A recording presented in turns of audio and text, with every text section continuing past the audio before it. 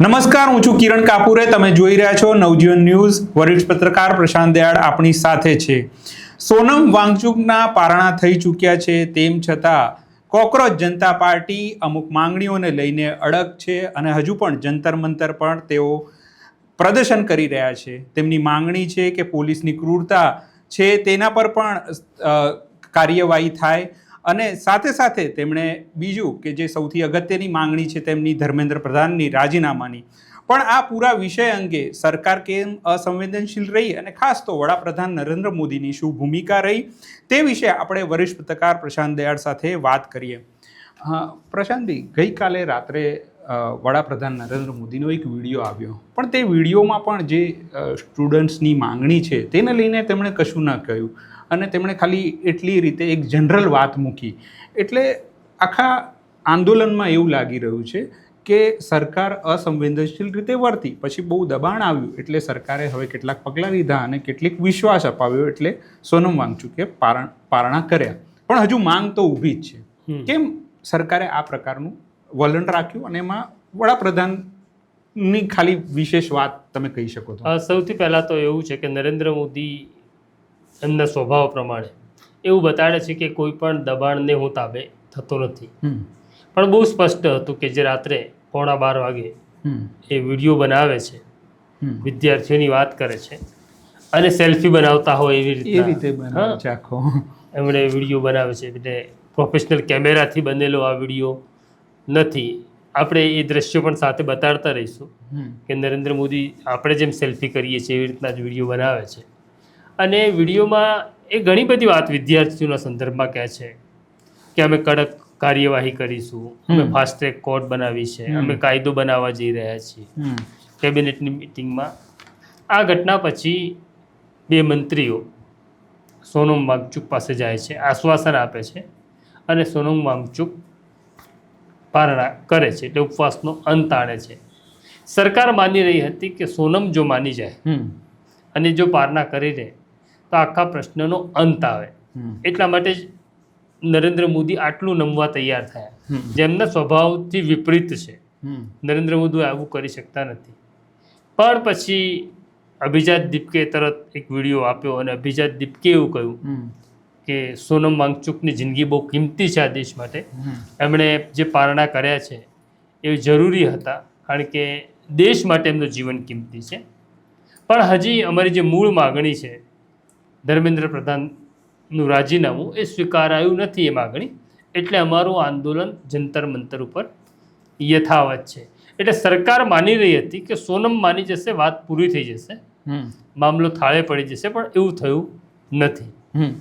પછી આપણે હવે જે આ યંગસ્ટરનું ઉદાહરણ આંદોલન છે એટલે બહુ જ બધા જૂના વિડીયો પણ મુકાય છે. એટલે ત્યારે વડાપ્રધાન એ વખતે મુખ્યમંત્રી હતા, તો આ સરકાર જે કંઈ ક્રૂરતા કરે, કારણ કે પોલીસ ક્રૂરતા કરે કોઈ આંદોલન, તો એવા વિડીયોમાં મોદી પક્ષ લઈ રહ્યા છે વિદ્યાર્થીઓનો. પણ હવે એ જ નરેન્દ્ર મોદી સત્તા પર છે તો હવે એમનું વલણ એવું જ છે જે એ વખતે સરકારનું હતું, જે તે વખતે યુપીએનું હતું. વાત સાચી છે. એટલે આમાં એવું છે કે રાજનેતાના બે ચહેરા હોય છે, એક વિપક્ષનો ચહેરો અને એક સરકારમાં હોય ત્યારે ચહેરો. સ્વાભાવિક છે કે જ્યારે યુપીએની સરકાર હતી, એટલે કે કોંગ્રેસ પોતાના સમર્થનથી સરકાર ચલાવતી હતી, ત્યારે આ પ્રકારની ઘટનાઓ ઘટતી હતી અને ત્યારે નરેન્દ્ર મોદી બહુ આકરા થતા હતા સરકાર સામે અને વિદ્યાર્થીઓની સાથે રહેતા હતા. પણ હવે એ પોતે સરકાર છે.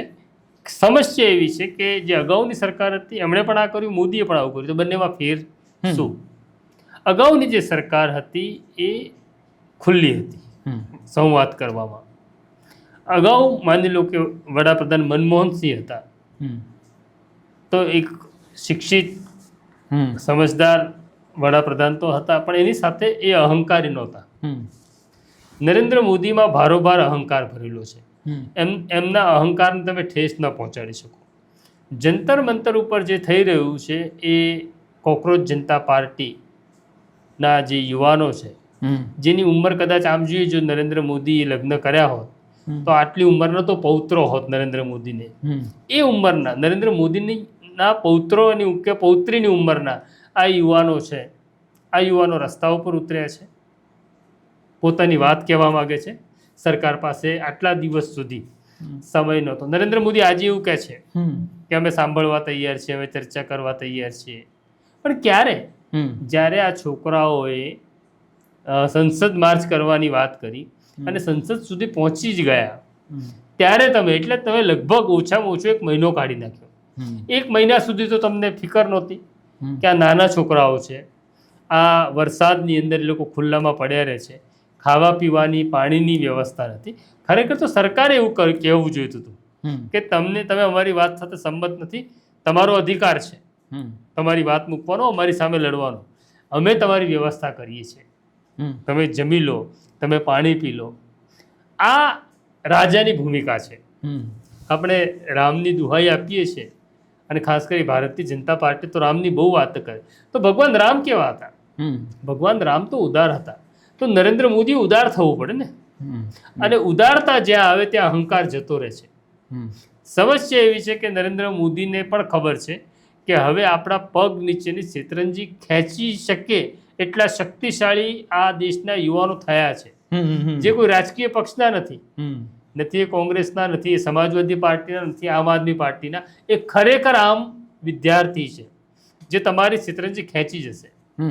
એટલે નરેન્દ્ર મોદીએ અત્યારે ઉદારતા દાખવવી જોઈએ.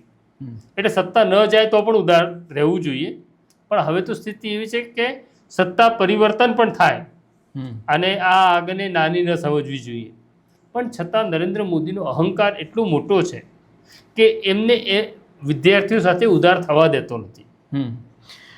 પણ નરેન્દ્ર મોદી પોતે છે તો અહીંયા પણ હતા કે અત્યારે ત્યાં પણ છે, તો એવું તો હશે ને કે એમણે નજીક માણસો એવા રાખ્યા હશે કે એમનો સલાહ હોય કે સૂચન હોય તો એ માને અને પછી એ રીતે અમલવારી કરે કે ભાઈ આ સ્થિતિ સ્ફોટક થવા જઈ રહી છે. ગુજરાત કે બહુ બધા રાજ્યોમાં હવે તો આ આંદોલન પ્રસર્યું છે, તો એ સલાહ ન માનવામાં આવી હોય એવું પણ બને આ સ્વભાવના કારણે. એટલે હા, તારો પ્રશ્ન બહુ વ્યાજબી છે કિરણ. નરેન્દ્ર મોદી ખાલી સામાન્ય લોકો સાથે અહંકારી છે એવું નથી. નરેન્દ્ર મોદી પોતાના લોકો સાથે પણ અહંકારી છે. એમણે જે નક્કી કર્યું, એમણે જે માની લીધું, એમાં કોઈ ફેરફાર નહીં કરવાનો, અને કોઈ ફેરફાર સૂચવે એવો માણસ સાથે નહીં રાખવાનો. જે આવી ગુસ્તાખી કરે એમની ટીમમાંથી બહાર હોય છે. હવે કેટલાક લોકો, આપણા એક કલાકાર છે આદિત્ય ગઢવી, એવું કહે છે કે એક ધર્મેન્દ્ર પ્રધાન રાજીનામું આપે તો શું ફેર પડે? એ જ સવાલ આપણે નરેન્દ્ર મોદીને પણ પૂછીએ. આદિત્ય ગઢવીએ તો સરકારની ફેવરમાં વાત કરી છે. આપણે એવું કહીએ કે ચાલો આ બાળકોની જીદ ખોટી છે, પણ તમારા બાળકો છે, તમારા દેશના લોકો છે, એમની ખોટી જીદ ખાલી તમે એક માણસનું રાજીનામું લઈ લો તો નરેન્દ્ર મોદીને શું ફેર પડે છે? પણ નરેન્દ્ર મોદીનો સ્વભાવ એવો છે કે તમે કહ્યું ને એટલે હવે હું નહીં કહું. એટલે કોઈ પણ હિસાબે હવે એટલે એમની ટીમમાં સૌથી પહેલા તો એવું છે કે કોઈ ના પાડનારું નથી. આ જ્યારે અહંકાર સત્તાનો આવે, મદ આવે, ત્યારે આ બધી સ્થિતિ નિર્માણ થતી હોય છે અને આ બહુ સહજ છે. એટલે કેટલાય લોકો એવું કહે છે કે આ અનેક આંદોલનો થયા અને કે શું થયું, આ પણ પૂરું થઈ જશે. પણ અહંકારની જ્યારે વાત આવે ને ત્યારે આવો જ અહંકાર હિરણ્યકશ્યપને પણ હતો, અને હિરણ્યકશ્યપને તો ભગવાનનું વરદાન પણ હતું કે તને કોઈ દિવસે નહીં મારી શકે, તને કોઈ રાત્રે નહીં મારી શકે, તને કોઈ ઘરમાં નહીં મારી શકે, તને કોઈ બહાર નહીં મારી શકે. ત્યારે નરસિંહનો જન્મ થાય છે અને નરસિંહ સંધ્યાકાળે ઘરના ઉમરામાં મારે છે. તો એવું નહીં માની લેવાનું કે આ દેશમાં કોઈ નરસિંહ અવતાર નહીં લે. આ પ્રજામાંથી જ કોઈ નરસિંહ અવતાર લે છે, આ પ્રજા નરસિંહ બનશે. એટલે સત્તા જેની છે એનું પતન પણ નક્કી છે. કોઈની પણ સત્તા હોય, અનેક સત્તાઓને પલટાતા મેં જોઈ છે, ભારતની હોય કે વિશ્વની હોય. અને જેટલા સરમુખત્યાર છે, સરમુખત્યારથી સાહિત્ય વર્તે છે, એમનો અંત બહુ ખરાબ હોય છે. પણ બીજી એક આમાં બહુ સૂચક વાત એ જોવામાં આવી કે આટલું મોટું આંદોલન થયું પણ એમાં અમિત શાહ ન દેખાયા, અને જેપી નડ્ડા બધી જગ્યાએ આગળ થયા, સ્ટુડન્ટ જોડે વાત કરવામાં કે આ પારણા કરાયા એમાં પણ જેપી નડ્ડા ત્યાં હતા. એટલે એ ન ખ્યાલ આવ્યો કે જેપી નડ્ડાની આમ ભૂમિકા એવી સરકારમાં દેખાતી નથી ક્યાંય, પણ જ્યારે આટલું મોટું આંદોલન આવે છે ત્યારે જેપી નડ્ડા એક ચહેરો બનીને આવે છે. અમે એવું છે કે નરેન્દ્ર મોદીને ખબર છે કોનો ક્યાં શું રોલ છે.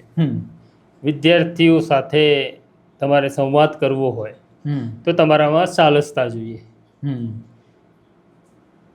અમિત શાહ દેશના ગૃહમંત્રી છે, પણ એ સાલસ નથી, એ આક્રમક છે. તો વિદ્યાર્થી સાથે તમે આક્રમકતાથી વાત કરો તો વાત બગડે. એટલે કોણ વિદ્યાર્થી સાથે વાત કરી શકે? તો જીતેન્દ્ર પ્રસાદ છે કે નડ્ડા છે, એમના સ્વભાવમાં સાલસતા છે, એટલે એમનો ઉપયોગ થઈ રહ્યો છે.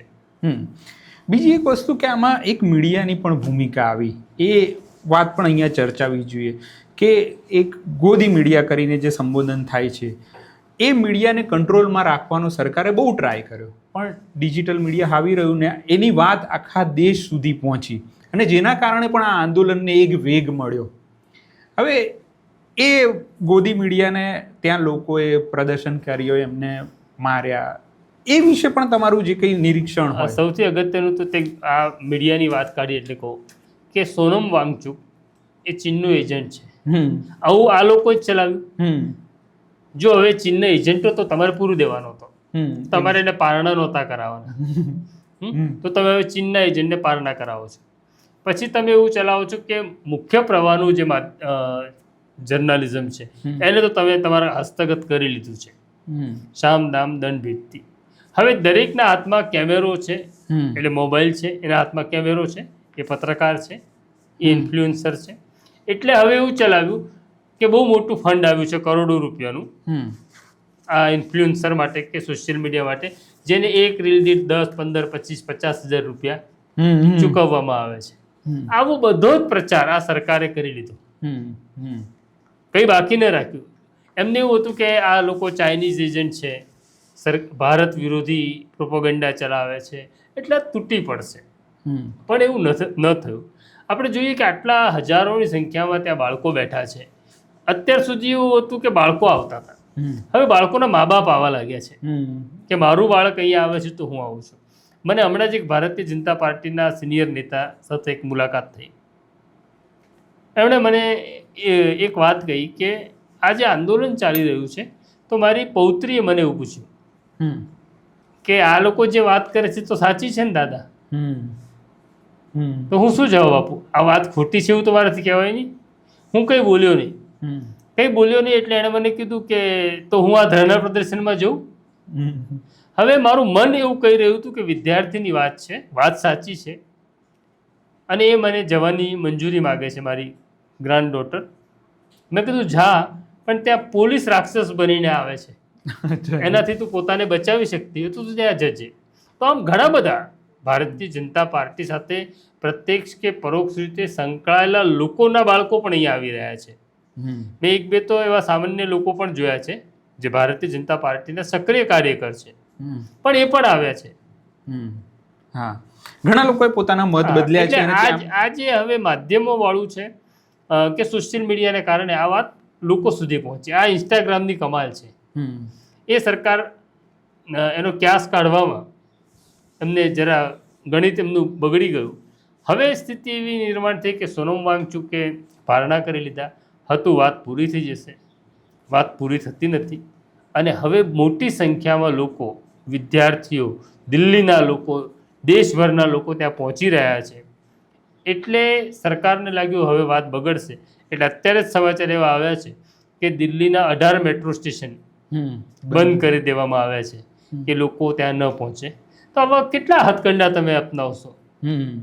એના કરતાં એક મંત્રીનું રાજીનામું લઈ સીધી વાત શરૂ કરો. અને બીજો એક પ્રશ્ન કે જેનજી છે, યુવાનો, એ લોકો મોદીના વોટર્સ રહ્યા છે, મોદી એમનામાં લોકપ્રિય રહ્યા છે, પણ અત્યારે મોદીના જ મીમ એ બનાવી રહ્યા છે, મજાક થઈ રહી છે. તો મોદીની છબી યુવાનોમાં ખરડાઈ છે, એ આ આંદોલન પરથી આપણે કહી શકીએ? ના, એ ચોક્કસ. કે તમે જે હિન્દુ મુસલમાનની વાત કરીને અમને ભ્રમિત કર્યા, અને અમે ભ્રમિત થયા પણ ખરા, પણ ખબર પડી કે સાંજે અમારો ચૂલો તો સળગતો નથી, અમને નોકરી તો મળતી નથી, અમને કામ મળતું નથી, અમે લાચાર સ્થિતિમાં રહીએ છીએ, અને અમે મહેનત કરીએ છીએ આ વિશ્વ સાથે કદમ મિલાવવાના, અને અચાનક એક પેપર ફૂટે છે અને અમારા સપના રોળાઈ જાય છે. એ જેનજીને ખબર પડવા લાગી છે. આ જેનજી એક એવું પાત્ર છે કે જેને ડરાવી શકાય નહીં. ડરાવવાનો પૂરો પ્રયત્ન થયો, પણ હવે એમનો ડર તૂટી જાય એટલી હદ એમને ડરાયા. હમ એમનો ડર તૂટી ગયો છે, મારો ચાલો. હમ હવે શું થાય છે કે પોલીસ મારે છે વિદ્યાર્થીને અને વિદ્યાર્થી ગુલાબ આપે છે. હમ હા પોલીસ માર્ચ કરતી હોય છે ત્યારે વિદ્યાર્થીઓ તાળી વગાડીને કહે છે કે તમારા બાળકોને કહેજો આજે અમે ખૂબ માર્યા છે બાળકોને. હમ ત્યાં આવેલી સ્ત્રીઓ પોલીસને સવાલ પૂછે છે કે તમારી ઘેર સંતાન છે એને શું જવાબ આપશો, તમે કેમ લાઠી ચલાવી? તો આ રીતના હમ પોલીસ ઉપર પણ એક માનસિક દબાણ ઊભું થઈ રહ્યું છે. એમને પણ ખબર પડી રહી છે કે આપણે જે કરી રહ્યા છીએ સત્તાને ઈશારે ખોટું કરી રહ્યા છીએ. હવે છેલ્લો સવાલ કે નરેન્દ્ર મોદી છે આટલા વર્ષોથી, અઢી દાયકાથી એ પહેલાં મુખ્યમંત્રી હતા અને પછી વડાપ્રધાન બન્યા, તો એ જે ઉદાર સ્વભાવની વાત છે તો એ બદલાઈ ન શકે, એ આવે નહીં એમ, આ સ્વભાવ સાથે જ આટલા વર્ષો નીકળ્યા એમ. તારી વાત સાચી કે સ્વભાવ એટલે માણસની ઉંમર વધે, માણસની સમજ વધે, પુખ્તતા વધે, વૈચારિક એટલે ના આવી શકે, ના આવે એવું નથી. પણ હું નરેન્દ્ર મોદીને 90ના દાયકાથી ઓળખું છું. એટલે આમ સાથે બેસીને તું ને હું જેમ વાત કરીએ છીએ એવી રીતના મેં જોયું છે. તો 90ના દાયકાથી એટલે 90થી લઈને 26 સુધી મેં નરેન્દ્ર મોદીમાં ઉદારતા નથી જોઈ. અચ્છા, તમે ક્યારે નથી ઉદારતા એવી રીતે નથી જોઈ.